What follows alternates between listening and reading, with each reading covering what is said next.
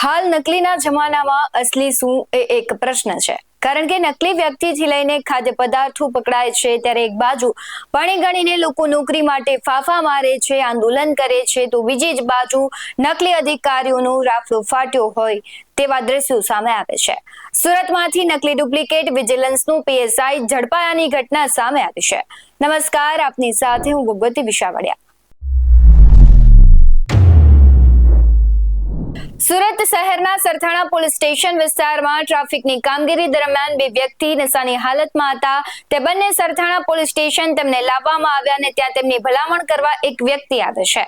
તે સરથાણા પોલીસ સ્ટેશને આવે છે અને પીએસઓને પોતે વિજિલન્સના પીએસઆઈ રોનક કોઠારી છે તેવી ઓળખ આપે છે।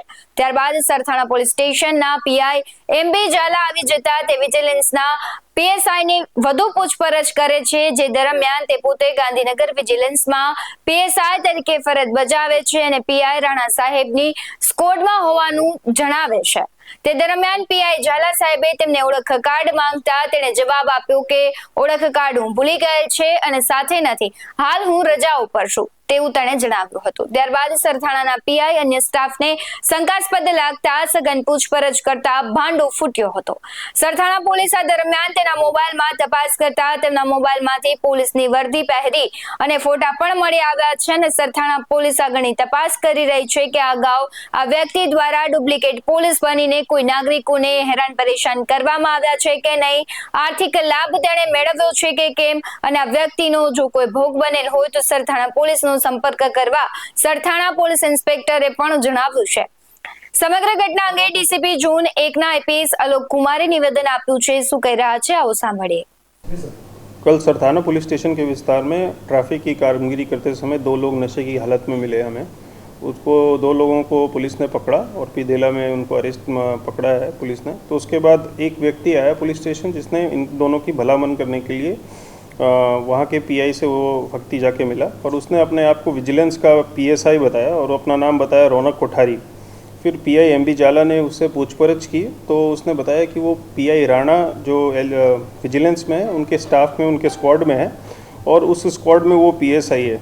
तो पीआई ज़ाला ने उसका जब आईडी कार्ड मांगा तो वो बोला कि वो घर पे भूल गया है और वो अभी रजा पर है, इसलिए उसके पास आईडी कार्ड नहीं है।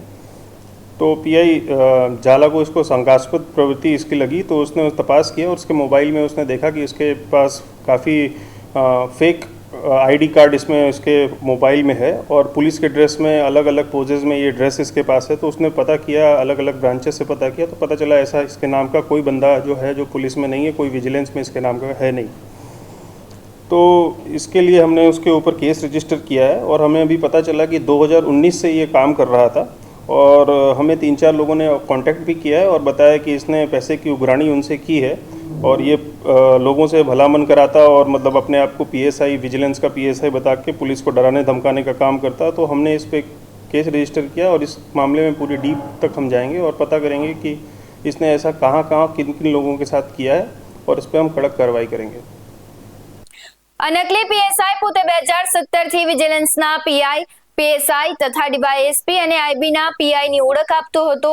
વધુમાં આ સંબંધે સરથાણા પોલીસ ગુપ્ત રાહે નકલી વિજિલન્સના પીએસઆઈના કેટલા વ્યક્તિ ભોગ બનેલા છે તે જાણી અને તપાસ કરી રહ્યું છે અને હાલ પ્રાથમિક તપાસમાં 2 થી 3 જગ્યાએ તોડ કર્યો હોવાની પણ માહિતી સામે આવી છે, જેની ખરાઈ કર્યા બાદ વધુ કાર્યવાહી અંગે ગુના દાખલ કરવાની પ્રક્રિયા આગળ વધશે અને મહત્વની વાત તો એ છે કે આ નકલી પીએસઆઈએ અલગ અલગ હોટેલોમાં અને જાહેર સ્થળો પર પોતે પીએસઆઈ પીઆઈ અને આઈબીના અધિકારી તરીકે પણ ઓળખ આપી અને રોફ જમાવ્યો હતો। સાથે મહિલાઓ પણ આના ભોગ બની છે તેની સંભાવનાઓ વર્તાઈ રહી છે, તેથી સરથાણા પોલીસ તે દિશામાં વધુ તપાસ કરી રહી છે। પરંતુ વાત એ છે કે એક જ શહેરમાં એક જ આપણે એક બાજુ કામગીરી પોલીસની છે તેને વધાવી રહ્યા છે, પોલીસ અસામાજિક તત્વો પર કાર્યવાહી કરી રહી છે, પરંતુ આવા નકલી અધિકારીઓ પર ક્યારે કાર્યવાહી થશે તે પણ એક પ્રશ્ન છે, કારણ કે આ પહેલી ઘટના નથી કે જ્યારે નકલી કોઈ પીએસઆઈ ની ઓળખ આપી અને લોકોને સાથે છેતરપિંડી કરે છે, કારણ કે આ તો પોલીસ સ્ટેશનમાં ગયો ને ત્યાં ખોટું બોલ્યો તેને લીધે તે પકડાયો, પરંતુ આવા તો ઘણા પીએસઆઈ અને પીઆઈની ઓળખ આપતા લોકો છે જે લોકો સાથે છેતરપિંડી કરે છે, ત્યારે હવે જોવું રહ્યું કે આવા લોકોને પોલીસ ક્યારે પકડી પાડે છે। આ મુદ્દે આપનું શું કહેવું છે કમેન્ટ કરી જરૂરથી જણાવજો। આવા જ વધુ અહેવાલો સાથે ફરી મળતા રહીશું। તમે અમારી યુટ્યુબ ચેનલને સબસ્ક્રાઇબ કરવાનું, અમને ફેસબુક અને ઇન્સ્ટાગ્રામ પર ફોલો કરવાનું ભૂલશો નહીં। બાકી અવનવી અપડેટ્સ મેળવવા માટે આપ જોતા રહો BS9 TV ન્યૂઝ। નમસ્કાર।